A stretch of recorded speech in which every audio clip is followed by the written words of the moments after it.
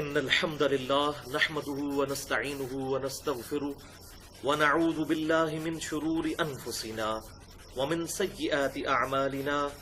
من يهده الله فلا مضل له ومن يضلله فلا هادي له وأشهد أن لا إله إلا الله وحده لا شريك له وأشهد أن محمدا عبده ورسوله أما بعد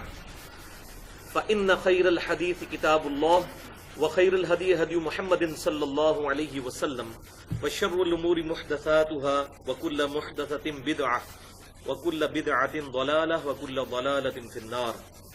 أعوذ بالله السميع العليم من الشيطان الرجيم من همزه ونفخه ونفثه. بسم الله الرحمن الرحيم. رب اشرح لي صدري ويسر لي أمري واحلل عقدة من لساني يفقهوا قولي. بسم الله الرحمن الرحيم. ان الله وملائكته يصلون على النبي يا ايها الذين امنوا صلوا عليه وسلموا تسليما. اللهم صل على محمد وعلى ال محمد كما صليت على ابراهيم وعلى ال ابراهيم انك حميد مجيد. اللهم بارك على محمد وعلى ال محمد كما باركت على ابراهيم وعلى ال ابراهيم انك حميد مجيد. آج 5 اپریل 2014 کو ہفتے کے دن قرآن کلاس نمبر 127 میں ہم انشاءاللہ تعالی سورۃ الانفال کی آیت نمبر 5 سے شروع کریں گے. سورۃ الانفال اور سورۃ التوبہ اور قتال کے کانٹیکسٹ میں میں نے پچھلی دفعہ تقریباً 63 منٹ گفتگو کی تھی، جو ہماری ویب سائٹ اہلسنتپاک.com پر مسئلہ نمبر 85 کے نام سے اپلوڈ ہو چکی ہے. قتال اور قرآن، نبی صلی اللہ علیہ وسلم کی 2 خصوصیات. تو گفتگو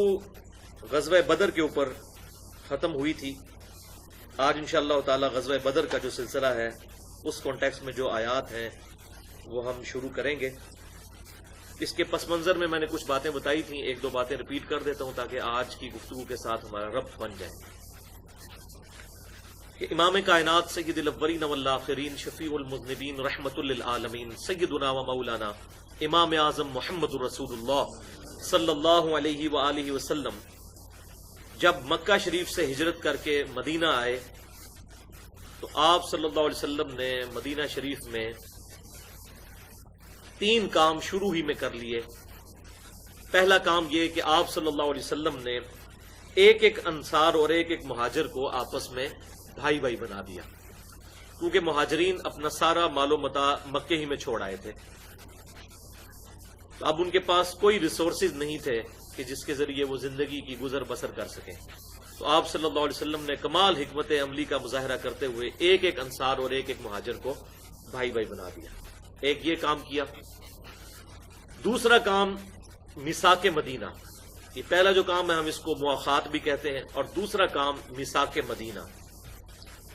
یعنی جوائنٹ ڈیفنس آف مدینہ. آپ صلی اللہ علیہ وسلم نے جو مدینے میں یہودی قبائل تھے ان کے ساتھ یہ معاہدہ کر لیا کہ مدینے پر اگر باہر سے کوئی حملہ آور ہوا تو مدینے کے رہنے والے لوگ چاہے وہ یہودی ہوں یا مسلمان ہوں وہ مل کر اس حملہ آور کا مقابلہ کریں گے. اس عہد کو نام دیا گیا میثاق مدینہ. اور تیسرا کام آپ صلی اللہ علیہ وسلم نے یہ کیا کہ جو ارد گرد کے مدینے کے قبائل تھے ان کے ساتھ معاہدے کر لیے کہ یا تو ہمارا ساتھ دیا جائے اگر قریش مکہ مدینے پر چڑھائی کرتے ہیں اس صورت میں، اور اگر ہمارا ساتھ نہیں دینا تو تم کم از کم نیوٹرل رہو. اس کا فائدہ یہ ہوا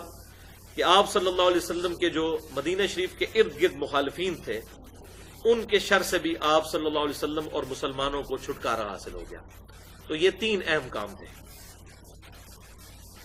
اب چونکہ مسلمان اپنا سارا مال و متاع چھوڑ آئے تھے مکے کے اندر، تو اب مسلمانوں کا یہ رائٹ تھا کہ وہ اہل مکہ سے اپنی چھینی ہوئی دولت واپس لیں. ظاہر ہے کہ مجبوری اور کسب پرسی کی حالت میں اور اپنی جان بچاتے ہوئے مسلمانوں نے مکے سے مدینے کی طرف ہجرت کی تھی. تو آپ صلی اللہ علیہ وسلم کو اللہ تعالیٰ نے وحی کے ذریعے یہ بات ارشاد فرمائی کہ ابو سفیان جو ہے وہ شام سے قافلہ لے کر آ رہا ہے اور اس کے ساتھ بڑے تھوڑے سے محافظ ہیں. اگر ان کے قافلے پر حملہ کیا جائے، ان کو قتل کرنے کے لیے نہیں، صرف وہ مال حاصل کرنے کے لیے، کیونکہ انہوں نے مکے میں مسلمانوں کا مال دبا لیا تھا. یہ کوئی ڈاکہ نہیں تھا اور نہ یہ کسی پر ظلم تھا. اس کو کانٹیکسٹ میں سمجھنا چاہیے. آپ صلی اللہ علیہ وسلم اسی ارادے سے صحابہ اکرام علیہم رضوان کو لے کر نکلے، اور یہی وجہ ہے کہ بڑا تھوڑا سا مال و متاع ساتھ تھا. 8 تلواریں تھیں، کچھ زریں تھیں، چند ایک گھوڑے اور اونٹ، اور کسی مسلمان کے ہاتھ میں اگر ڈنڈا تھا تو وہ ڈنڈا لے کر چل پڑا. ایس سچ کوئی تیاری نہیں تھی، کیونکہ یہ بات پتہ نہیں تھی کہ آگے قتال ہونے والا ہے. ورنہ ظاہر ہے کہ مسلمان کچھ نہ کچھ تلواریں تو لے کر نکلتے وہاں سے. یہ نہیں تھا کہ تلواریں ہے نہیں تھی، اتنے اونٹ تھے، 70 اونٹ بتائے جاتے ہیں، تو اونٹ بیچ کے بھی تلواریں خریدی جا سکتی تھی. دراصل وہ نکلے ہی ابو سفیان کا قافلہ جو ہے اس سے دولت کو حاصل کرنے کے لیے، اور اس کا ذکر ابھی قرآن میں آ جائے گا. صحیح بخاری اور صحیح مسلم میں اس کی تفصیل بھی ملتی ہے. جب راستے میں پہنچے تو آپ صلی اللہ علیہ وسلم کو وحی کے ذریعے اللہ تعالیٰ نے مطلع کر دیا کہ ابو جہل بھی قافلہ لے کر آ رہا ہے، کیونکہ ابو جہل تک یہ خبر پہنچ چکی تھی کہ مسلمان قریش مکہ کا وہ جو قافلہ ہے ابو سفیان کی قیادت میں، جو شام سے تجارت کر کے مال و متاع لے کر آ رہا ہے، اس کو لوٹنے والے ہیں. تو اس کی حفاظت کے لیے مسلمانوں کی طرف وہ چل پڑے ابو جہل لشکر لے کے، تاکہ مسلمانوں کو روکا جائے اس عمل سے. تو اب 2 مہمیں درپیش تھیں آپ صلی اللہ علیہ وسلم کو، اور اللہ تعالیٰ نے وحی کے ذریعے یہ وعدہ بھی دے دیا کہ دونوں میں سے ایک میں کامیابی میں تمہیں دوں گا. اب تمہاری اپنی چوائس ہے، چاہے ابو سفیان کا جو لشکر ہے اس کے ساتھ وہ معاملہ کر لو اور وہ دولت تمہیں مل جائے، یا دوسرا آپشن یہ ہے کہ ابو جہل کے جو لشکر ہے اس کے ساتھ مسلمانوں کا قتال ہو. تو یہ جو 2 چیزیں ہیں، ان میں سے کوئی ایک چیز آپ صلی اللہ علیہ وسلم کو اللہ تعالیٰ عطا فرما دے گا فتح کے طور پر. اب ظاہر ہے کہ اس میں آسان چیز تو یہی تھی کہ وہ جو نہتے لوگ شام سے تجارت کر کے آ رہے تھے، ابو سفیان کا قافلہ، اس قافلے پر حملہ کیا جاتا. یہاں پر جو لوگ آ رہے تھے، ابو جہل 1000 کا لشکر لے کر آیا، اور صحیح بخاری میں ملتا ہے کہ مسلمان تو 310 سے کچھ زیادہ تھے، 313 تھے. اور صحیح بخاری میں ملتا ہے کہ جتنے بنی اسرائیل کے مسلمان سموئیل نبی کے ساتھ، طالوت کے ساتھ شامل ہو کر جالوت کے خلاف لڑے تھے، وہ 313 تھے، اتنے ہی یہاں پر تھے. اور وہاں سے 1000 کا لشکر کیل کانٹے سے لیس، مکمل گھوڑوں کے ساتھ، زروں کے ساتھ، تلواروں کے ساتھ، اور ساتھ جو ہے وہ 700 کے قریب اونٹ. اور ظاہر ہے کہ جب 1000 بندے کا کھانا پکنا ہے تو ایک اونٹ صبح کے وقت نہر کیا جاتا ہے اور ایک شام کے وقت کیا جاتا ہے ان کی خوراک کے لیے، اس لیے وہ اتنے اونٹ بھی لے کے چلے تھے. تو اب یہ 2 آپشن تھے. تو آپ صلی اللہ علیہ وسلم کو اللہ تعالیٰ نے وحی کے ذریعے یہ وعدہ فرما دیا کہ دونوں میں سے میں ایک تمہیں دوں گا. اب چوائس تمہاری ہے کہ کون سا لشکر تمہیں چاہیے. تو اب جو کمزور ایمان والے مسلمان تھے، یعنی مدینے کے رہنے والے لوگ، مکے کے مسلمان تو 13 سال کی سختیاں جھیل چکے تھے.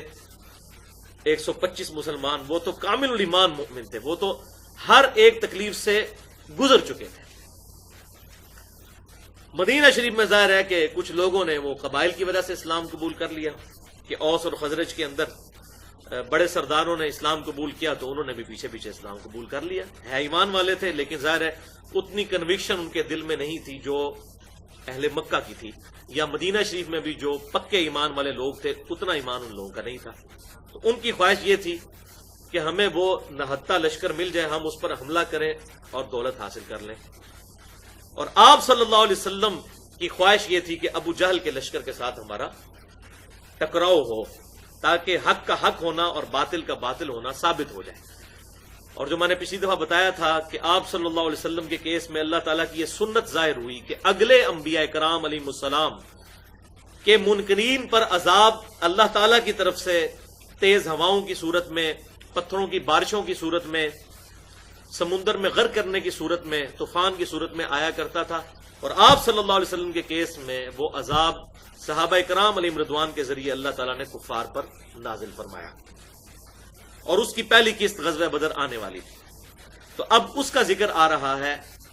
سورۃ الانفال کی آیت نمبر 5 سے، اور کانٹیکسٹ کیا شروع ہو رہا ہے؟ بسم اللہ الرحمن الرحیم، کما اخرج ربک من بیتک بالحق، بالکل اس طرح جس طرح کہ آپ صلی اللہ علیہ وسلم کو آپ کے رب نے نکالا اپنے گھر سے حق کے ساتھ، مقصد کے ساتھ۔ اس آیت کا تعلق پچھلی آیات کے ساتھ ہے کہ جیسا کہ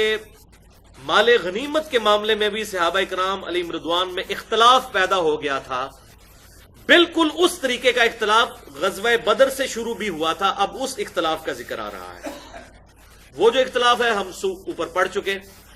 مال غنیمت کے حوالے سے مسلمانوں میں 3 گروہ بن گئے تھے۔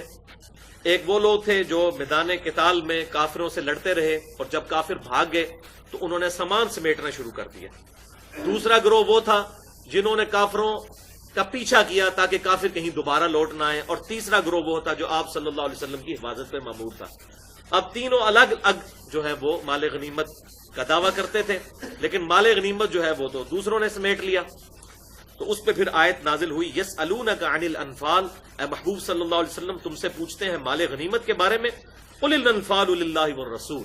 تم فرما دو کہ مال غنیمت اللہ اور اس کے رسول کا ہے۔ فاتقوا اللہ، اللہ کا تقوی اختیار کرو، واصلحوا ذات بینکم، اور آپس میں ایک دوسرے کی اصلاح کی کوشش کرو، واطیعوا اللہ ورسولہ، اور اطاعت کرو اللہ اور اس کے رسول کی، ان کنتم مؤمنین، اگر تم واقعی مؤمنین ہو۔ اور پھر سورۃ الانفال کے 5ویں رکوع میں وہ مال غنیمت کس طرح تقسیم ہوگا،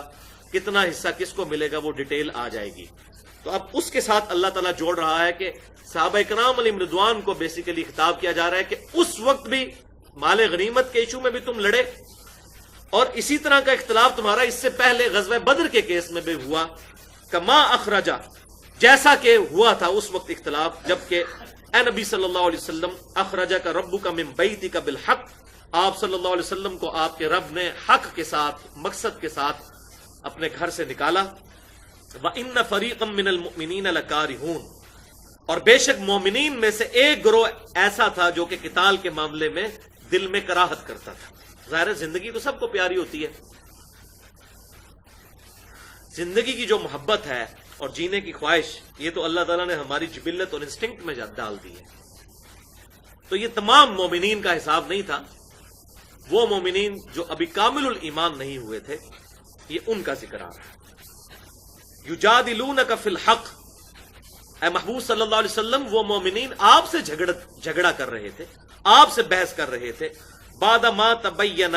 کانما یساقون الی الموت، بعد اس کے کہ ان پر حق واضح ہو چکا تھا کہ یہ اللہ کے رسول ہیں صلی اللہ علیہ وسلم، ان کی اطاعت ہم پر واجب ہے۔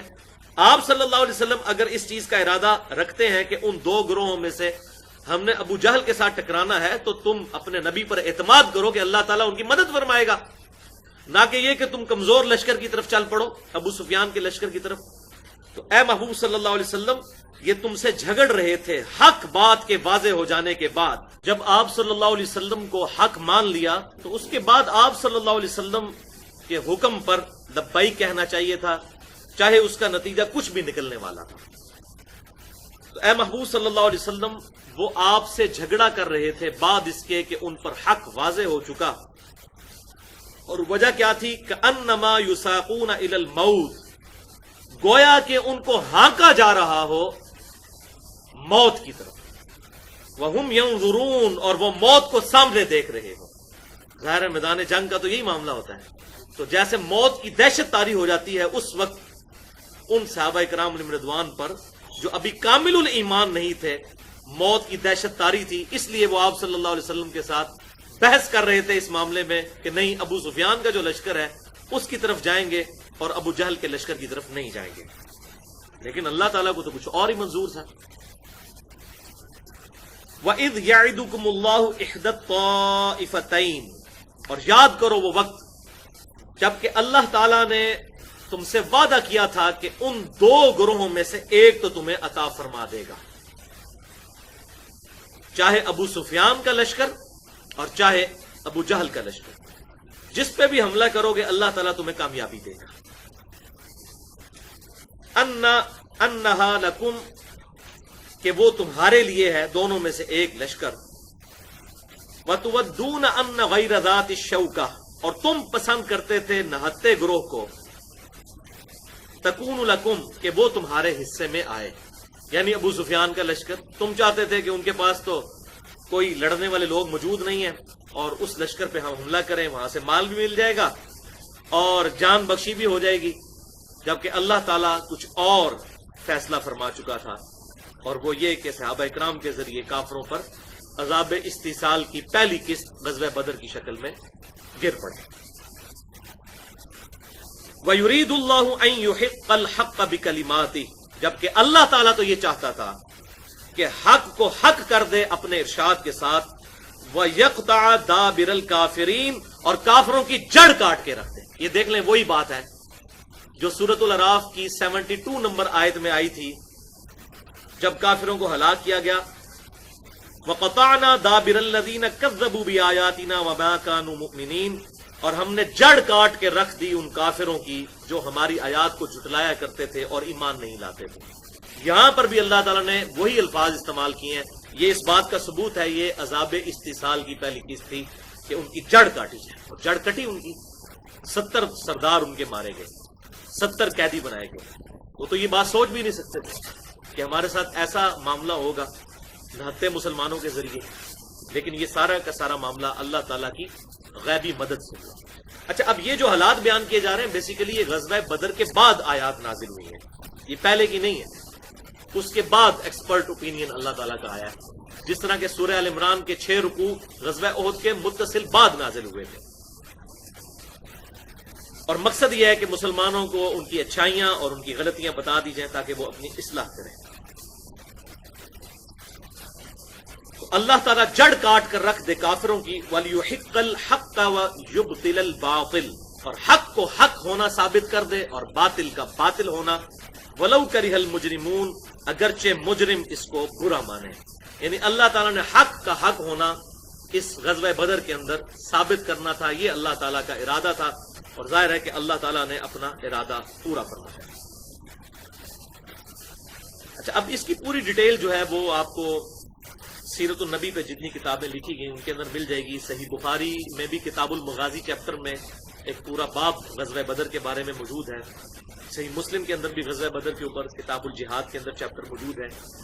اس کے علاوہ بھی اگر تفہیم القرآن پڑھیں آپ مولانا مودودی رحمہ اللہ کی، تو انہوں نے بھی ڈیٹیل کے ساتھ غزوہ بدر کے حالات نقل کیے ہیں سورۃ الانفال کی تفسیر میں۔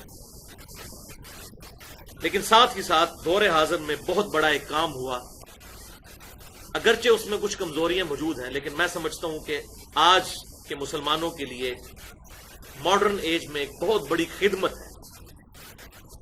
جو قطر ٹی وی نے کی عمر سیریز کے نام سے۔ 30 قسطوں پہ سیدنا عمر فاروق رضی اللہ تعالیٰ عنہ کو سینٹرڈ کرتے ہوئے ان کے گرد 30 اقساط کے اوپر انہوں نے ایک پوری مووی بنائی، اور پروفیشنل مووی ہالی ووڈ کی کسی فلم سے کم نہیں ہے اس کی پکچرائزیشن۔ آپ صلی اللہ علیہ وسلم کے اعلان نبوت سے 6 سال پہلے سے انہوں نے وہ سارا معاملہ شروع کیا، اور میں یہ بات دعوے سے کہتا ہوں، آپ ہزاروں تاریخ کی کتابیں پڑھ لیں آپ کو باتیں یاد نہیں رہیں گی، لیکن جس نے ایک دفعہ وہ عمر سیریز دیکھ لی ہے اس کو اسلام کی پوری ہسٹری سمجھ آ جائے گی کہ کس طریقے سے کس معاشرے کے اندر، اور وہ معاشرہ جو کن برائیوں میں ڈوبا ہوا تھا، وہاں آپ صلی اللہ علیہ وسلم نے دعوت حق بلند کی۔ تو یہ جو عمر سیریز ہے قطر ٹیلی ویژن کی، اور یہ ظاہر ہے کہ یہ کوئی عام لوگوں نے نہیں بنائی، بلکہ اس کو جو کنسلٹنٹ تھے ان کے اس وقت دنیا میں مسلمانوں کے لیڈنگ سکالر جو ہیں یوسف القرضاوی، جن کی عمر تقریباً 88 سال ہے اور وہ قطر میں مفتی اعظم ہیں۔ اس کے علاوہ ڈاکٹر علی سلابی جو آج کے دور میں بہت بڑے اسلامک ہسٹورین ہیں، ان کی خدمات حاصل کی گئیں اور بڑے اچھے انداز میں اس کو پریزنٹ کیا گیا۔ بہرحال انسانی کوشش ہے، غلطیاں بھی ہیں اس میں، لیکن اوورآل ایک اچھی کوشش ہے۔ اس میں غزوہ بدر بھی پورا انہوں نے فلمایا،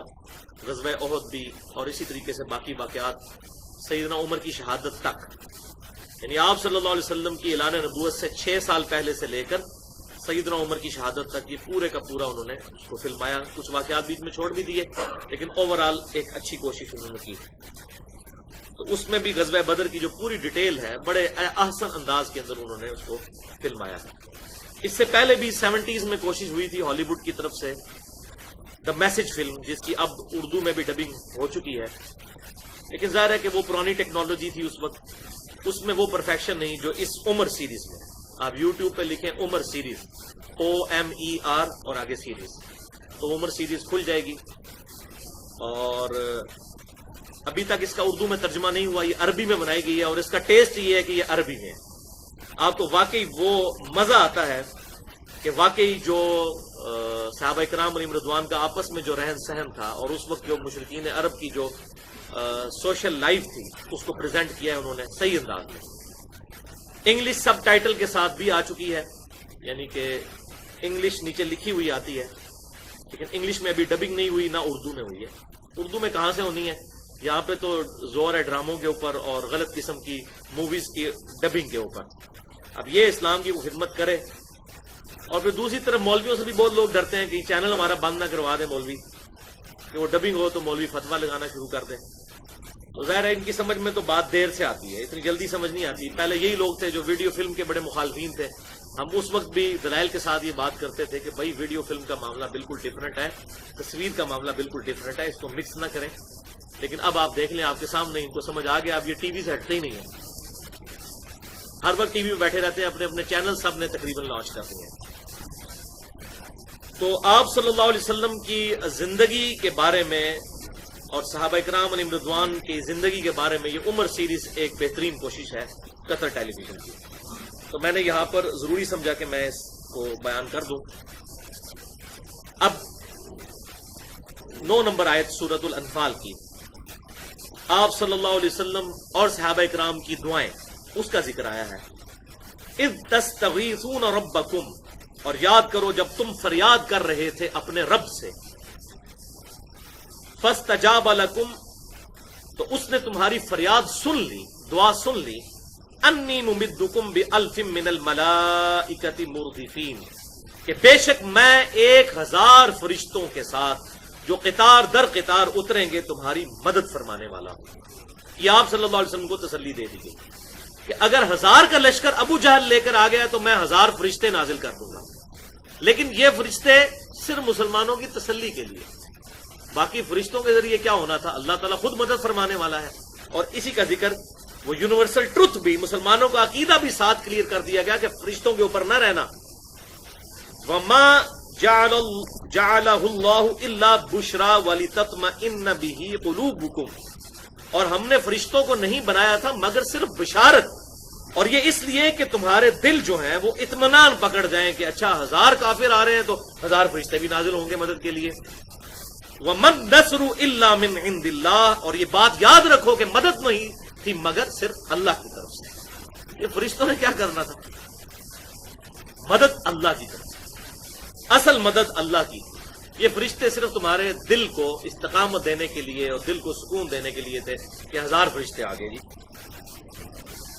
ان اللہ عزیز حکیم، بے شک اللہ تعالیٰ غالب ہے اور حکمت والا ہے۔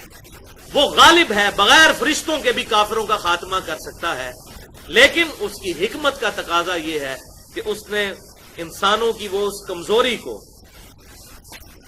اس کو کمپنسیٹ کرنے کے لیے، جو انسان سوچتا ہے کہ 1000 آگے تو 1000 فرشتے،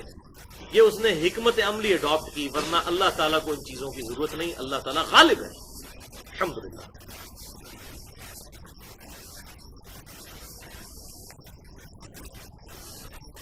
اب جناب آیت نمبر 11، اذ یغشیکم النعاس امنۃ منہ، اور یاد کرو وہ وقت جب کہ تمہیں ڈھانپ لیا تھا غنودگی نے، امنۃ منہ، تاکہ وہ تمہارے لیے سکون کا باعث ہو۔ انسان کو بہت تھکاوٹ ہو اور ٹینشن ہو، اور اس حالت میں اگر نیند آ جائے تو انسان کی ٹینشن ریلیز ہو جاتی ہے۔ پریشانی کے عالم میں نیند نہیں آتی، انسان کی نیند اڑ جاتی ہے، وہ اسی لیے کہ وہ پریشانی کا تقاضا ہے، اور سکون کا تقاضا یہ ہے کہ نیند آئے۔ تو اللہ تعالیٰ نے معجزانہ طور پر مسلمانوں پر غنودگی طاری کر دی غزوہ بدر کے موقع پر، تاکہ ان کی تھکاوٹ بھی اتر جائے اور ان کا دل سکون پا جائے۔ یہ اللہ تعالیٰ کی طرف سے معجزانہ معاملہ ہوا، ایک یہ معجزہ ہوا۔ دوسرا وَيُنَزِّلُ عَلَيْكُم مِّنَ السَّمَاءِ مَاءً، اور آسمان سے پانی اتار دیا، بارش ہو گئی۔ جنگ سے ایک دن پہلے، غزوہ بدر سے ایک دن پہلے اللہ تعالیٰ نے بارش وہاں پر نازل فرما دی، اس لیے لِيُطَهِّرَكُم بِهِ، تاکہ وہ تمہیں پاک صاف کر دے اس کے ذریعے، پانی کے ذریعے۔ وَيُذْهِبَ عَنْكُمْ رِجْزَ الشَّيْطَانِ، اور تم سے اس پانی کے ذریعے شیطان کی گندگی دور کر دے۔ وَلِيَرْبِطَ عَلَىٰ قُلُوبِكُمْ، اور تمہارے دلوں کو مضبوط کر دے۔ وَيُثَبِّتَ بِهِ الْأَقْدَامَ، اور تمہارے قدموں کو جما دے اس کے ذریعے۔ یہ کتنے مقاصد اس بارش میں۔ بارش ہونے سے کیا ہوا؟ سب سے پہلے تو اس گرمی کے موسم میں پانی کی ٹینشن دور ہو گئی۔ جب بارش ہوئی تو مسلمان اونچی جگہ پہ تھے، وہاں پر انہوں نے پانی کو ایک حوض کے اندر جمع کر دیا، اور سائملٹینیسلی کافر نچلی جگہ پہ تھے، جہاں پر انہوں نے آنا تھا وہاں پر ساری کیچڑ جمع ہو گئی۔ شیطان کی گندگی کیا دور ہوئی؟ ایک تو ظاہری وہ چیز ہے، انسان غسل کر سکتا ہے، وضو کر سکتا ہے، اس کے ذریعے بھی شیطان کی گندگی دور ہوتی ہے۔ دوسرا یہ کہ جب بارش ہوتی ہے تو انسان کا جو موڈ ہے نا، موڈ آف ہوا وہ ٹھیک ہو جاتا ہے، خوشگوار ہو جاتا ہے۔ تو مسلمان جو شروع میں ریلیکٹنٹ تھے جنگ کرنے کے بارے میں، اللہ تعالیٰ کی طرف سے یہ شروع میں ہی دو معجزانہ معاملات ہو گئے، جب کہ فرشتوں کی بشارت آ گئی اور دوسرا بارش نازل ہو گئی، اس کی وجہ سے ان کو بڑی تسلی ہو گئی، پانی کی ٹینشن نہ رہی، موسم خوشگوار ہو گیا، اور انہوں نے کافروں کے لیے وہ پانی کیچڑ بن گیا اور مسلمانوں نے اس پانی کو سٹور کر دیا، اور اس کے ذریعے اللہ تعالیٰ نے ان کے قدم مضبوط کر دیے، کانفیڈنس آ گیا مسلمانوں میں۔ اچھا، یہاں پر آپ صلی اللہ علیہ وسلم کی دعا کا بھی میں ذکر ضروری سمجھتا ہوں، جو صحیح بخاری میں آتی ہے۔ آپ صلی اللہ علیہ وسلم اپنے خیمے میں اللہ کے حضور اس طریقے سے دعا میں مشغول تھے کہ نہ اس سے پہلے نہ اس کے بعد آپ صلی اللہ علیہ وسلم نے کبھی اس طریقے سے دعا کی، اور یہ ایک محب اور محبوب کا تعلق ہے، جو آپ صلی اللہ علیہ وسلم نے جس انداز میں اپنے رب کے ساتھ دعا کی، فریگنس کا اعلیٰ ترین درجہ ہے۔ صحیح بخاری میں غزوہ بدر کے چیپٹر میں وہ دعا موجود ہے کہ آپ صلی اللہ علیہ وسلم نے اللہ کے حضور دعا کی کہ اے اللہ، اگر تو چاہتا ہے کہ قیامت تک تیری عبادت نہ کی جائے تو آج کافروں کو مسلمانوں پہ غلبہ دے دے۔ لیکن کتنا ڈیفرنٹ انداز ہے بات کرنے کا۔ یہ دعا اس طرح بھی ہو سکتی تھی، اے اللہ اگر تو چاہتا ہے کہ قیامت تک تیری عبادت کی جائے تو مسلمانوں کو کافروں پر غلبہ دے دے، لیکن یہ دعا نہیں کی، اے اللہ اگر تو چاہتا ہے کہ قیامت تک تیری عبادت نہ کی جائے تو پھر آج کافروں کو مسلمانوں پہ غلبہ دے دے۔ ادروائز اس میں اب امپلائڈ تھا کہ اگر تو چاہتا ہے کہ قیامت تک تیری عبادت ہو تو یہ مٹھی بھر مسلمان ہے، ان کی تو مدد فرما۔ اور سیدنا ابوبکر صدیق رضی اللہ تعالیٰ عنہ نبی صلی اللہ علیہ وسلم کو جو ہے وہ طرف متوجہ ہو کہا، یا رسول اللہ بس کیجئے، آپ نے دعا مانگ لی جس طرح مانگ لی تھی، لیکن اللہ کے نبی تو بہتر سمجھنے والے ہیں۔ اور جب یہ دعا کی آپ صلی اللہ علیہ وسلم پھر خیمے سے باہر نکلے، اور آپ صلی اللہ علیہ وسلم نے وہاں فرمایا کہ ان کی جماعت پیٹ پھیر کر بھاگ جائے گی، اللہ تعالیٰ نے مجھے بشارت دے دی۔ اس ٹائم کوئی سوچ سکتا تھا کہ ان نہتے مسلمانوں کے ذریعے اتنے بڑے لشکر جرار کو کیسے شکست دی جائے گی؟ اللہ تعالیٰ نے وعدہ فرمایا، الحمدللہ۔ اذ یوحی ربک الی الملائکہ، اور یاد کرو وہ وقت جب کہ اللہ تعالیٰ نے فرشتوں کی طرف وحی فرمائی، انی معکم، اے میرے فرشتوں میں تمہارے ساتھ ہوں، فثبتوا الذین آمنوا، تو تم مضبوط کرو ایمان والوں کے قدموں کو میدان جنگ میں۔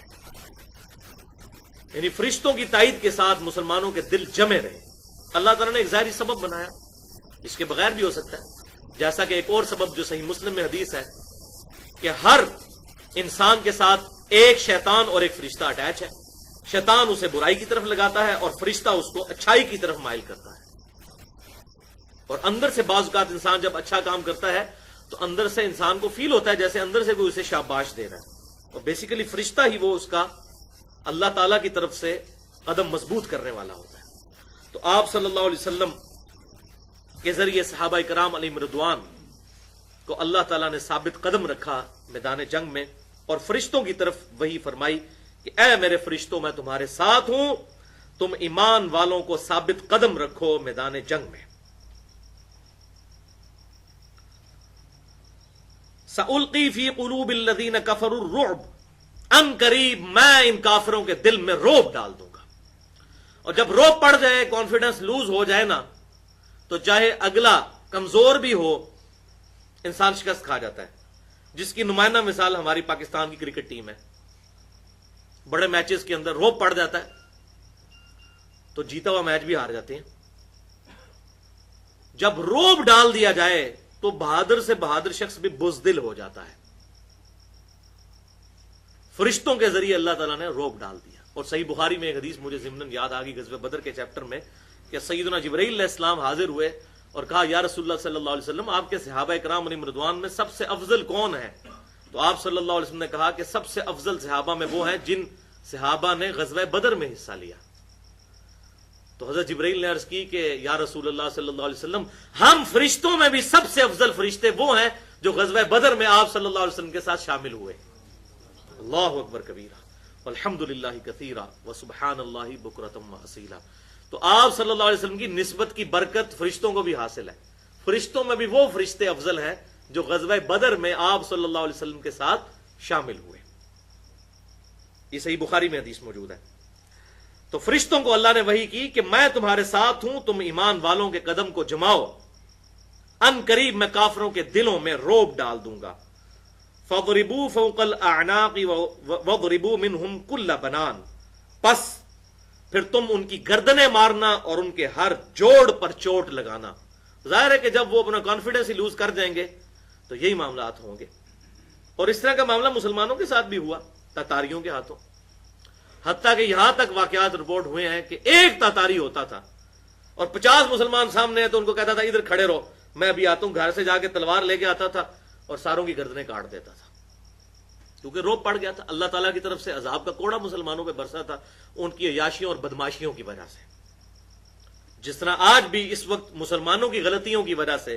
اور دین سے انحراف کی وجہ سے کافر کئی جگہوں پر مسلمانوں پر مسلط ہے، تو اس کو اس رخ سے بھی دیکھنے کی ضرورت ہے کہ یہ اللہ تعالیٰ کی طرف سے تو عذاب نہیں آیا ہوا مسلمانوں کے اوپر، کیونکہ سورہ بنی اسرائیل کا پہلا رکوع پڑھ کے دیکھ لیں کہ بنی اسرائیل پہ بھی اللہ تعالیٰ کی طرف سے 2 دفعہ جب عذاب آیا تو اللہ تعالیٰ نے کافروں کے باروں میں کہا کہ یہ کافر میرے بندے، میں نے اپنے سخت لڑائی لڑنے والے بندے تم پر مسلمانوں مسلط کر دیے۔ اس وقت مسلمان تو یہودی تھے، تاکہ وہ بیت المقدس کی اینٹ سے اینٹ بجا دیں اور تمہارے چہروں کو بگاڑ دیں۔ کیوں؟ تم نے پیغمبروں کی نافرمانی کی۔ تو اگر بنی اسرائیل کے ساتھ یہ معاملہ ہوا تو مسلمانوں کے ساتھ بھی یہ معاملہ ہونے والا ہے۔ اور ہم دیکھتے ہیں تاریخ کے اندر، اور اب بھی نمائندہ مثالیں دنیا کے اندر موجود ہیں مسلمانوں کی غلط حرکتوں کی وجہ سے، وَلِعَوْذُ بِاللَّهِ تَعَالَى۔ تو تم پھر مسلمانوں ان کی گردنیں کاٹنا اور ان کے جوڑوں پر ضرب لگانا۔ اور اس کی وجہ کیا ہے؟ ذَلِكَ بِأَنَّهُمْ شَاقُّوا اللَّهَ وَرَسُولَهُ، یہ اس لیے کہ انہوں نے مخالفت کی اللہ اور اس کے رسول کی۔ وَمَن يُشَاقِقِ اللَّهَ وَرَسُولَهُ، اور جو کوئی مخالفت کرے گا، جھگڑا کرے گا اللہ اور اس کے رسول کے ساتھ، فَإِنَّ اللَّهَ شَدِيدُ الْعِقَابِ، تو بے شک اللہ تعالی شدید عذاب دینے والا ہے، گرفت فرمانے والا ہے۔ ذَلِكُمْ فَذُوقُوهُ، اے حق کے دشمنوں یہ ہے سزا، پس اس کا مزہ چکھو۔ وَأَنَّ لِلْكَافِرِينَ عَذَابَ النَّارِ، اور بے شک کافروں کے لیے آخرت کا جو عذاب، آگ کا عذاب ہے، وہ ابھی باقی ہے۔ وَلِعَوْذُ بِاللَّهِ تَعَالَى۔ تو بیسیکلی یہ جو کافر مکی قرآن میں بھی بار بار آتا ہے کہ مسلمانوں سے کہتے تھے وہ کہاں ہے عذاب جس کا تم ہمیں ڈراوا دیتے ہو، لے آؤ وہ عذاب۔ مَتَىٰ هَٰذَا الْوَعْدُ إِن كُنتُمْ صَادِقِينَ، وہ وعدہ کب آئے گا اگر تم سچے ہو؟ تو اب وہ اللہ تعالیٰ کی طرف سے وعدہ آ پہنچا۔ یا ایھا الذین آمنوا اذا لقیتم الذین کفروا، اے ایمان والو جب کافروں کے ساتھ تمہارا آمنا سامنا ہو،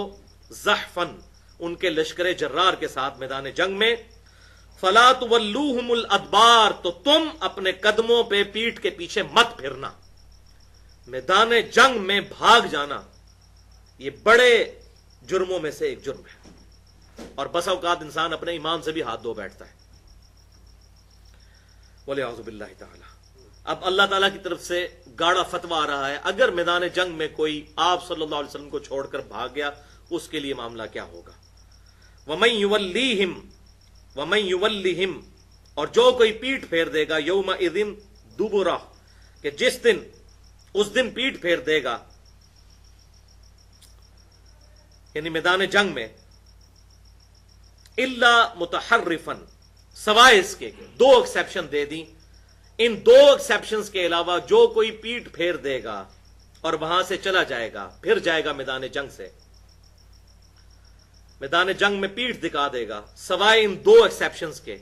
تو اس پہ اللہ کا عذاب آئے گا وہ دو ایکسیپشن دے دی الا ہاں مگر یہ متحرفا للقتال متحرفا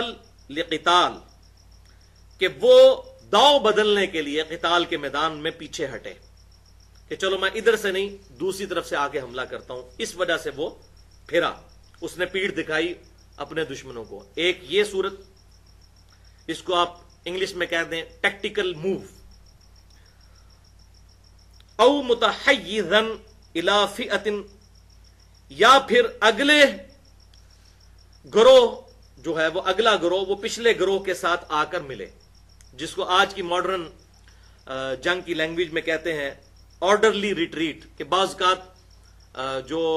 سپہ سالار ہوتا ہے اس کی طرف سے آرڈر آتا ہے کہ جو اگلے محاذ پہ لڑ رہے ہیں وہ پچھلوں کے آ کے ساتھ ملے اور پھر ہم مل کر ان کے اوپر حملہ کرتے ہیں تو سوائے اس کے کہ ٹیکٹیکل موو ہو یا آرڈرلی ریٹریٹ ہو داؤ بدلنا ہو یا سپہ سالار کے حکم پہ پیچھے آنا ہو ان دو پلٹنوں کے علاوہ اگر کوئی میدان جنگ میں بزدلی کی وجہ سے پیٹھ دکھا گیا دشمنوں کو فقد باء بغضب من اللہ تو ایسا شخص پھر اللہ تعالیٰ کے غضب کا مستحق ہو گیا وَلِعَوْذُ بِاللَّهِ تَعَالَى وَمَأْوَاهُ جہنم اور اس کا ٹھکانہ ہے دوزخ وَبِئْسَ الْمَصِيرُ اور وہ بہت ہی بری لوٹنے کی جگہ ہے تو میدان جنگ میں جو کوئی پیٹ پھیر گیا سوائے اس کے کہ کمانڈر کی طرف سے حکم آیا کہ پچھلے گروپ کے ساتھ آ کے ملو یا لڑتے ہوئے اس نے داؤ بدلنے کے لیے وقتی طور پر چال بدلی ان دو وجوہات کے علاوہ جس شخص نے بھی دشمن کو پیٹھ دکھائی تو اللہ تعالیٰ کے عذاب کا وہ مستحق ہو گیا اور اس کا ٹھکانہ ہے دوزخ سوائے اس کے کہ اللہ تعالیٰ معاف کر دے وہ معاملہ الگ سے ہے جیسا کہ صحیح بخاری میں آتا ہے کہ غزوہ احد کے وقت سوائے چند ایک صحابہ کے سب لوگ بھگدڑ میں آپ صلی اللہ علیہ وسلم کو چھوڑ کے بھاگ گئے تھے جس کو پھر رافضی جو ہیں وہ کہتے ہیں کہ صحابہ کرام حضور کو چھوڑ کر چلے گئے لیکن اسی سورہ آل عمران کے اندر اللہ تعالیٰ نے ان کو معاف بھی فرما دیا غلطی تھی ہم خام خواہ جھوٹا دفاع نہیں کرتے کہ وہ نہیں بھاگے تھے حضرت عثمان غنی بھی ان میں شامل تھے رضی اللہ تعالیٰ عنہ لیکن دوسری طرف یہ ہے کہ اللہ تعالیٰ نے ان کی غلطی معاف بھی کر دی تھی لیکن رول یہی ہے کہ جو کوئی ایسا کرے گا اب اللہ تعالیٰ تو معاف کر سکتا ہے لیکن اللہ تعالیٰ نے ڈرانے کے طور پہ یہ بات فرما دی کہ جس نے ایسا معاملہ کیا تو وہ اللہ کے غضب کا پھر شکار ہو جائے گا وَلِعَوْذُ بِاللَّهِ تَعَالَى اب ذکر آ رہا ہے وہ اللہ تعالیٰ کی طرف سے جو غیبی مدد ہوئی تھی فَلَمْ تَقْتُلُوهُمْ وَلَكِنَّ اللَّهَ قَتَلَهُمْ تو اے مسلمانوں تم نے کافروں کو قتل نہیں کیا بلکہ اللہ نے ان کو قتل کیا تمہاری تو حالت ہی کوئی نہیں تھی ان سے لڑنے والی یہ اللہ تعالیٰ کی غیبی مدد تھی جس کی وجہ سے کافر مغلوب ہوئے اور مسلمان غالب ہوئے وَمَا رَمَيْتَ إِذْ رَمَيْتَ وَلَكِنَّ اللَّهَ رَمَا اور اے محبوب صلی اللہ علیہ وسلم پرٹیکولرلی آپ کے بارے میں جو اس وقت آپ صلی اللہ علیہ وسلم نے اپنی مٹھی میں خاک بھر کے کافروں کی طرف پھینکی تھی اور وہ ایسی خاک کی برکت ظاہر ہوئی کہ ہر کافر کی آنکھ میں جا کے پڑی اور وہ اندھے ہو گئے تو اے محبوب صلی اللہ علیہ وسلم جو اس وقت خاک آپ نے پھینکی تھی وہ آپ نے نہیں پھینکی تھی بلکہ اللہ نے پھینکی تھی اللہ اکبر کبیرہ تو یہ آپ صلی اللہ علیہ وسلم کو اللہ تعالیٰ نے خصوصیت عطا فرمائی کہ آپ صلی اللہ علیہ وسلم کے ہاتھ کو اللہ نے اپنا ہاتھ قرار دیا یہ بہت بڑی فضیلت ہے تو اے محبوب صلی اللہ علیہ وسلم جو اس وقت کنکریاں یا وہ خاک جو آپ نے کافروں کی طرف پھینکی تھی وہ آپ نے نہیں پھینکی تھی وہ تو اللہ نے پھینکی تھی وَلِيُبْلِيَ الْمُؤْمِنِينَ مِنْهُ بَلَاءً حَسَنًا تاکہ اللہ تعالیٰ مومنین پر بہترین احسان فرمائے ظاہر ہے یہ احسان ہی ہے کہ کافروں کی آنکھوں میں جا کے پڑی اور کافر جو ہیں وہ جو ہے پشت دکھا گئے اور مسلمانوں کو غلبہ ان پر حاصل ہوا ان اللہ سمیع علیم بے شک اللہ تعالیٰ سننے والا اور جاننے والا ہے ذالکم وان اللہ موہن کید الکافرین، اور یہ تو ہوا اور بے شک اللہ تعالی کمزور کرنے والا ہے کافروں کے مکر و فریب کو۔ ان تستفتحوا، اب وہ آگئی بات، اے کافرو تم فیصلہ طلب کرتے تھے نا، بار بار کہتے تھے کب آئے گا عذاب، کب آئے گا وہ فتح کا دن، متی ھذا الفتح ان کنتم صادقین، متی ھذا الوعد ان کنتم صادقین، تم ہم سے وہ فتح مانگتے تھے نا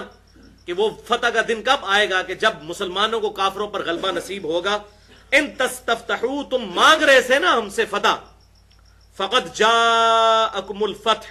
تو آ گیا ہے اب فتح کا دن، یہ اللہ تعالیٰ کی طرف سے تم پر عذاب آ گیا، عذاب استحصال کی پہلی قسط غزوہ بدر کی شکل میں۔ وَإِن تَنْتَهُوا،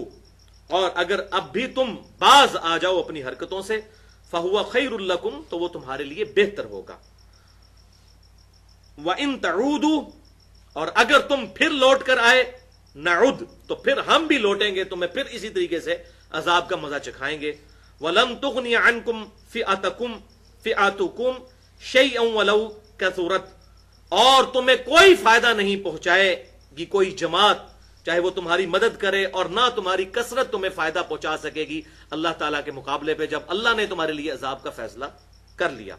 وَأَنَّ اللَّهَ مَعَ الْمُؤْمِنِينَ، اور بے شک اللہ تعالیٰ مؤمنین کے ساتھ ہے۔ تو اس میں بھی بیسیکلی کافروں کو یہ دھمکی دی گئی کہ اب اس واضح فتح کے بعد بھی تمہیں یقین آ جانا چاہیے کہ یہ اللہ کے پیغمبر ہیں، اور آپ صلی اللہ علیہ وسلم کی اللہ تعالیٰ نے مدد فرمائی، کیونکہ ابو جہل کا بھی یہی خیال تھا۔ ابو جہل نے جو غزوہ بدر سے ایک دن پہلے دعا کی، اس نے بھی اللہ کو پکارا، اور اس دعا کا کچھ حصہ یہاں پر آگے سورۃ الانفال میں بھی آ جائے گا کہ اے اللہ اگر واقعی یہ تیرا پیغمبر حق ہے اور ہم اس پر ایمان نہیں لا رہے تو آسمان سے ہم پر پتھروں کی بارش نازل کر دے۔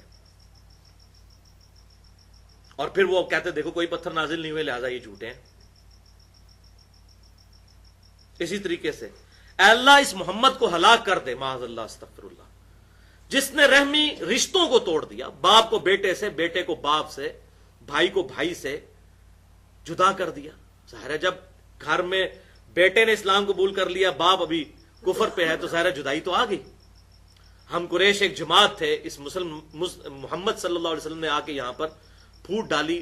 مسلمان اور کافر کی بنیاد کے اوپر، تو اے اللہ اس کو ہلاک کر جس نے ہمارے اندر یہ پھوٹ ڈال دی۔ وہ بھی اللہ سے مانگتے تھے، تو اللہ تعالیٰ نے کہا کہ اچھا، اور پھر وہ کہتا تھا کہ یہ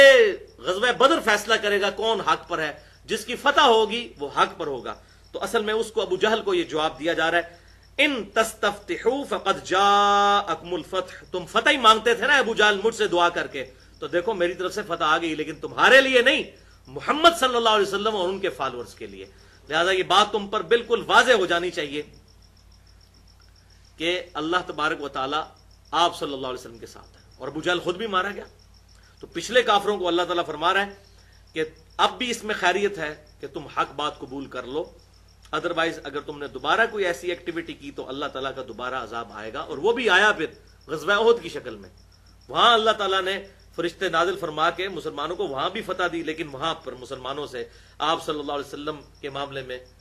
کچھ نافرمانی ہو گئی، اور جس کا وبال پھر مسلمانوں پر آیا، اور آپ صلی اللہ علیہ وسلم کے بھی دانت مبارک شہید ہوئے۔ وہ ہم آلریڈی سورہ ال عمران میں 6 رکوع کور کر چکے ہیں اس کانٹیکسٹ میں۔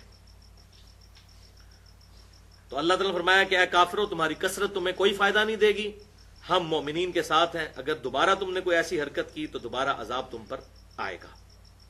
پھر اس کے بعد پھر غزوہ خندق ہوئی، اس کا سورۃ الاحزاب میں ذکر آئے گا، پھر صلح حدیبیہ ہو گئی، اس کا سورۃ الفتح میں ذکر آئے گا، پھر فتح مکہ ہو گئی، اور فتح مکہ کے موقع پر پھر اس کے بعد سیدنا ابوبکر صدیق رضی اللہ تعالیٰ عنہ کو آپ صلی اللہ علیہ وسلم نے 9 ہجری میں امیر حج بنا کر بھیجا، اور پیچھے سے سورہ التوبہ کی آیات نازل ہوئیں۔ سیدنا علی رضی اللہ تعالیٰ عنہ پھر وہ آیات آپ صلی اللہ علیہ وسلم کے بہاف پہ مشرکین عرب کو حج کے موقع پر تلاوت کرنے کے لیے وہاں پر گئے، وہ بھی حج کے لیے نہیں گئے ہوئے تھے، آپ صلی اللہ علیہ وسلم نے ان کو بھیجا، اور وہاں جا کر انہوں نے پھر وہاں پر آیات تلاوت کی کہ آج کے بعد اب کوئی مشرک حرم میں داخل نہیں ہو سکتا، اور اے مشرکین تمہارے لیے 4 مہینے کا ٹائم ہے، وہ سورہ توبہ کے شروع کے رکوع میں ہی آ جائے گا، ان 4 مہینوں کے اندر یا تو اسلام لے آؤ یا جزیرہ نمائے عرب چھوڑ کر چلے جاؤ، ادروائز جہاں بھی پائے جاؤ گے قتل کیے جاؤ گے، یعنی عذاب استحصال آ جائے گا، کیونکہ اتنا بڑا دعوت و تبلیغ کا پیریڈ گزر چکا، اب تم نے آپ صلی اللہ علیہ وسلم کی نافرمانی کی، تو جس طرح اگلی قومیں ہلاک کی جاتی تھی، تو آپ صلی اللہ علیہ وسلم کے کیس میں اللہ تعالیٰ نے وہ سنت اس اعتبار سے کی کہ صحابہ کرام کے ذریعے ان پر عذاب استیصال ڈلوایا، جو کہ آندھیوں کی شکل میں، پتھروں کی بارش کی شکل میں، یا طوفان کی شکل میں، یا سمندر میں غرق ہونے کی شکل میں آیا کرتا تھا۔ لیکن الحمدللہ کوئی ایسی نوبت نہیں آئی، تمام لوگوں نے ہی اسلام قبول کر لیا، اور یہ آپ صلی اللہ علیہ وسلم کو اللہ تعالیٰ نے خاص فضیلت عطا فرمائی کہ وہی مشرکین عرب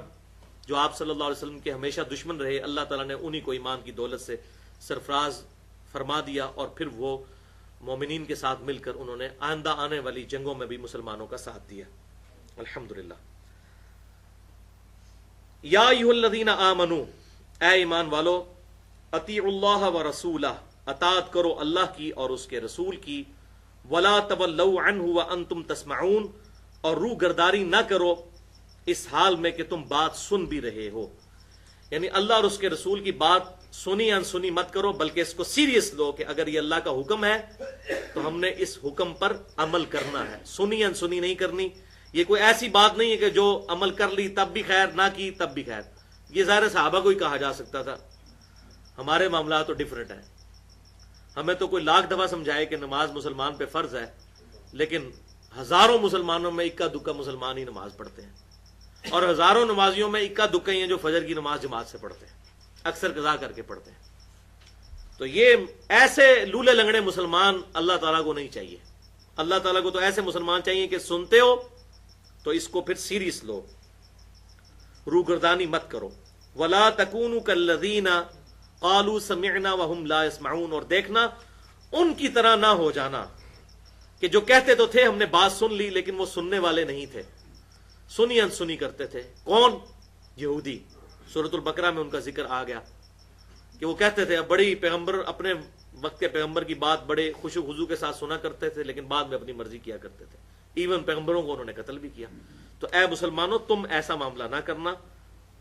اب اللہ تعالیٰ کی طرف سے گاڑا فتویٰ آ رہا ہے، ان شر الدواب عند اللہ، بے شک سب سے بدترین جانور وہ ہیں۔ انسانوں کو جانوروں کے ساتھ تشبیہ دی جا رہی ہے۔ کون ہے؟ سم البکم الذین لا یعقلون، کہ جو بہرے اور گونگے ہیں اور اپنی عقل کو استعمال نہیں کرتے۔ سب سے بدترین جانور وہ ہیں۔ اب اللہ تعالیٰ نے جو لوگ اپنی عقل استعمال نہیں کرتے ان کو جانوروں کے ساتھ تشبیہ دی ہے، اور یہی میں کہتا ہوں کہ اسلام ہی وہ ریلیجن ہے جس نے انٹلیکٹ کو استعمال کرنے پہ انسانیت کو ابھارا ہے۔ وَلَا تَقْفُ مَا لَيْسَ لَكَ بِهِ عِلْمٌ، اے انسان کسی چیز کی پیروی اس وقت تک مت کر جب تک کہ تجھے اس کے بارے میں علم حاصل نہ ہو جائے۔ ان السمع والبصر والفؤاد كل اولئک كان عنه مسؤولا، بے شک آنکھ، کان اور عقل اس کے بارے میں پوچھا جائے گا کہ تم نے ان تین اعضاء کو استعمال کر کے حق بات حاصل کرنے کی کوشش کیوں نہیں کی۔ اور اسی حوالے سے جو میں نے تقریباً 1 مہینے پہلے گفتگو کی تھی، ہو کریٹڈ گاڈ، اور جدید شیطانی وسوسوں کا تحقیقی جائزہ، مسئلہ نمبر 83B، اس کے شروع میں بھی 15 منٹ تمہید اسی پر تھی کہ قرآن پاک نے اور اسلام نے اس بات کے اوپر ایمفیسائز کیا ہے کہ اپنی عقل کو استعمال کیا جائے، اور جو لوگ اپنی عقل کو استعمال نہیں کرتے، اولئک کالانعام بل ہم اضل، وہ چوپایوں کی مانند ہیں بلکہ ان سے بھی گئے گزرے ہیں۔ سورۃ الاعراف میں یہ گزرا کہ وہ جانوروں سے بھی بدتر ہیں۔ یہاں تو آیا نا کہ وہ سب سے بدترین جانور ہیں، وہاں آیا کہ وہ جانوروں سے بھی، چوپایوں سے بھی بدتر ہیں جو اپنی عقل کو استعمال نہیں کرتے۔ تو عقل، انٹلیکٹ، چاہے وہ دماغ کی شکل میں ہو یا دل کی شکل میں، یہ اللہ تعالیٰ کی نعمتوں میں سے سب سے بڑی نعمت ہے، جس کی وجہ سے اللہ تعالیٰ نے انسان کو اکاؤنٹیبل اپنی بارگاہ میں جواب دہ ٹھہرایا ہے۔ وَلَوْ عَلِمَ اللَّهُ فِيهِمْ خَيْرًا لَأَسْمَعَهُمْ، اگر اللہ تعالیٰ ان میں کوئی خوبی جانچ لیتا تو ضرور ان کو سنوا دیتا، یعنی زبردستی ان کو سنوا دیتا اگر ان کے اندر کوئی خیر کا عنصر باقی ہوتا۔ یہ اب ان کافروں کا ذکر آ رہا ہے کہ وہ کافر جن کو حق کھل چکا تھا لیکن انہوں نے جان بوجھ کے حق سے اناد کیا۔ جو میں اکثر مثال دیتا ہوں کہ سوئے ہوئے شخص کو تو جگایا جا سکتا ہے، لیکن جو شخص جان بوجھ کر آنکھیں بند کر کے لیٹا ہو، آپ اس کو لاکھ جگاتے رہیں، اس کی تو نیت ہی نہیں اٹھنے کی، اس کو آپ کیسے جگا سکتے ہیں؟ تو اللہ تعالیٰ فرما رہا ہے اگر ان کی نیت اٹھنے کی ہوتی نا ہم ان کو جگا دیتے. یہ تو جاگے پہلے ہی ہوئے ہیں, آنکھیں بند کر کے لیٹے ہوئے ہیں. وَلَوْ أَسْمَعَهُمْ لَتَوَلَّوْا وَهُمْ مُعْرِضُونَ, اور بالفرض اگر ہم انہیں جان بوجھ کے اٹھا بھی دیتے, یعنی بات سنوا دیتے, اور ان معنوں میں آپ سمجھ لیں جان بوجھ کے ہم ان کو اٹھا بھی دیتے جو آنکھیں بند کر کے لیٹے ہوئے ہیں, ان کو سنوا بھی دیتے, تب بھی وہ پیٹ پھیر جاتے اور روح گردانی ہی کرتے. کیونکہ یہ تو اندر کی کنوکشن ہے جو بات کو ماننے پہ انسان استقامت اختیار کرتا ہے. جب انسان تلا ہوا ہے گمراہی کے اوپر اور حق قبول ہی نہیں کرنا چاہتا, کبوتر کی طرح آنکھیں بند کر کے رکھی ہوئی ہیں, پھر ظاہر ہے کہ بلی آئے گی اور اس کی گردن مروڑ دے گی. اب یہ اگلی 2 آیات جو ہیں انشاءاللہ اسی پہ آج مکمل کرتے ہیں. یہ بھی سخت ترین آیات ہیں قرآن پاک میں, اللہ تعالیٰ کے ایک یونیورسل ٹروتھ کے بارے میں کہ اللہ تعالیٰ کی سنت کیا ہے, اللہ کا طریقہ کیا ہے. یا ایھا الذین آمنوا استجیبوا للہ وللرسول, اے ایمان والو فوراً لبیک کہا کرو جب اللہ اور اس کا رسول تمہیں پکارتا ہے. اللہ اور اس کے رسول کی پکار پہ فوراً لبیک کہا کرو, جو حکم آئے. یعنی اب یہ وہی حوالہ کہ غزوہ بدر کے معاملے میں اگر اللہ کے رسول نے کی یہ خواہش تھی صلی اللہ علیہ وسلم کہ ہم ابو جہل سے جا کے لڑیں, تو تمہیں نبی صلی اللہ علیہ وسلم کے ساتھ مجادلہ کرنا اور جھگڑا کرنا مناسب نہیں تھا. جب اللہ کا رسول مانا ہے سر تسلیم خم کرو, فوراً لبیک کہا کرو جب اللہ اور اس کے رسول کی پکار آ جائے. اذا دعاکم, جب وہ تمہیں پکارے, لما یحییکم, اس کام کی طرف کہ جو تمہیں زندگی عطا کرتا ہے. یعنی قتال, تم تو موت کو سامنے دیکھ کر ڈر رہے ہو, اصل زندگی یہ ہے کہ انسان اللہ کی راہ میں اپنی جان قربان کر دے اور آخرت میں اللہ تعالیٰ سے ہمیشہ کی زندگی حاصل کر لے. تو اللہ تعالیٰ نے قتال کو کہا اس میں زندگی ہے تمہارے اندر. اور صحیح مسلم میں ایک حدیث ہے کہ جس شخص کے دل میں اللہ کی راہ میں شہید ہونے کی تمنا نہ ہو تو وہ منافقت کی ایک شاخ پر مرے گا, والعیاذ باللہ تعالی. اور بخاری اور مسلم کی متفق علیہ حدیث ہے, اے اللہ میری خواہش ہے کہ میں تیری راہ میں قتل کیا جاؤں, پھر زندہ کیا جاؤں, پھر قتل کیا جاؤں, پھر زندہ کیا جاؤں, پھر قتل کیا جاؤں, پھر زندہ کیا جاؤں, پھر قتل کیا جاؤں, پھر زندہ کیا جاؤں. تو آپ صلی اللہ علیہ وسلم نے اس کے ذریعے امت کو ترغیب دلائی کہ ہر وقت اپنی جان اپنے رب کے حضور پیش کرنے کے لیے انسان تیار رہے. لیکن اس کام کے لیے نہیں کہ اس جان کے ذریعے مسلمانوں کی جانیں لینا شروع کر دیں, جو اکثر جہادی تنظیمیں جس کے اندر اس وقت دنیا کے اندر مشغول ہیں کہ مسلمان کا گلا کاٹنے پہ اس کو فخر سمجھ رہا ہے اور اس کو اسلام کا نفاذ سمجھ رہا ہے کہ یہ ہمارا اب نظام جو ہے وہ قائم ہو گیا کہ ہم نے ایک مسلمان نے اللہ کے نام پہ دوسرے مسلمان کو قتل کرنا شروع کر. یہ اس قتال کا ذکر نہیں ہو رہا, یہ پرٹیکولر صحابہ کرام علیہم رضوان کے قتال کا یا اس منہج پر جو بھی قیامت تک قتال ہوگا. تو جب اللہ اور اس کا رسول تمہیں بلائیں زندگی کی طرف, آخرت کی زندگی کی طرف, فوراً لبیک کہا کرو. وَاعْلَمُوا, اور یہ جان لو, کان کھول کر سن لو, ان اللہ یحول بین المرء وقلبہ, کہ بے شک اللہ تعالی حائل ہو جاتا ہے انسان کے دل اور اس کے ارادوں کے درمیان. والعیاذ باللہ تعالی. یعنی اللہ تعالی اگر اللہ تعالیٰ اور اس کے رسول کی نافرمانی کی تو پھر بعد میں یہ حالت ہوگی کہ اللہ تعالیٰ حائل ہو جائے گا, تمہیں بات سمجھ نہیں آئے گی. یعنی یہ وہی چیز ہے جو ختم اللہ علی قلوبہم وعلی سمعہم, اللہ تعالیٰ کی مہر لگ جائے گی دلوں پر بھی, آنکھوں پر بھی, کانوں پر بھی. تو اس بات سے ڈرو, اللہ تعالیٰ حق بات کو قبول کرنے اور دل عقل کے درمیان حائل ہو جائے گا خود. سورۃ الانعام میں بھی ہم نے 110 نمبر آیت میں یہ بات پڑھی اور اس پہ میں نے پورا لیکچر بھی دیا تھا تقریباً 2 گھنٹے کا, مسئلہ نمبر 79 کے نام سے, اللہ, انسان اور شیطان. اس میں نے وہ آیات بھی کوٹ کی تھی کہ اللہ تعالیٰ کی تقدیر کب انسان پر غالب ہوتی ہے, جب انسان خود اپنے لیے گمراہی خریدتا ہے. اللہ تعالیٰ تو کبھی نہیں چاہتا کہ اس کے بندے دوزخ میں جائیں. اگر یہ چیز ہوتی تو اللہ تعالیٰ انبیاء کرام کو دنیا میں مبعوث کرتا اور کتابیں بھیجتا. اللہ نے تو آخری درجے میں جا کر انسانیت کی فلاح کی کوشش کی ہے, بلکہ کامل کوشش ہے, کوشش نہیں اسے کہنا چاہیے, کامل حکمت عملی اختیار کی ہے. اس کے باوجود اگر خود دوزخ میں جانا چاہے, اللہ تعالیٰ کا جلال اس پر آ جائے گا. اور یہ مسلمانوں یاد رکھو, اس کو ہلکا نہ سمجھنا. ہو سکتا ہے کسی موقع پر تم نبی صلی اللہ علیہ وسلم کی نافرمانی کرو اور یہ سمجھ لو کہ ہم بعد میں معافی مانگ لیں گے, تو ایسا نہیں ہوگا. پھر اللہ تعالیٰ حائل ہو جائے گا تمہارے دل اور تمہارے ارادوں کے درمیان. تم چاہو گے بھی تو تمہیں اسلام کے اندر اٹریکشن فیل نہیں ہوگی. وَلِعَاذُ بِاللَّهِ تَعَالَى. وَأَنَّهُ إِلَيْهِ تُحْشَرُونَ، اور بے شک تمہیں لوٹ کر اسی کی طرف لے جایا جانا ہے، اسی کی طرف تم جمع کیے جاؤ گے. وَاتَّقُوا، اور ڈر جاؤ، فِتْنَةً لَا تُصِيبَنَّ الَّذِينَ ظَلَمُوا مِنْكُمْ خَاصَّةً، اس فتنے سے کہ جو خالص صرف ان لوگوں پر نہیں آئے گا کہ جو ظلم کرنے والے ہیں، بلکہ سب پر آ جائے گا. اور اس کو بھی میں نے بریف کیا ہے پہلے بھی کئی دفعہ، امر بالمعروف و نہی عن المنکر کے حوالے سے. جامع ترمذی، سنن ابی داؤد اور سنن ابن ماجہ میں حدیث ہے کہ آپ صلی اللہ علیہ وسلم نے فرمایا کہ اگر کوئی شخص ظلم ہوتا دیکھے اور اس بات پر قدرت رکھتا ہو کہ اس ظلم کو روکے، اور دوسری روایت میں آتا ہے ابو داؤد ترمذی کی کہ وہ برائی ہوتا دیکھے اور اس بات پر قادر ہو کہ وہ برائی کو اپنے ہاتھ سے روک سکے اور وہ برائی کو نہ روکے، تو اللہ تعالیٰ کا عذاب سب پر آ جائے گا. چاہے وہ خود گناہ کرنے والا نہ بھی ہو تب بھی اللہ کا عذاب اس پر آ جائے گا. اور اس کے ثبوت میں یہ آیت بھی آ گئی کہ ڈر جاؤ اللہ تعالیٰ سے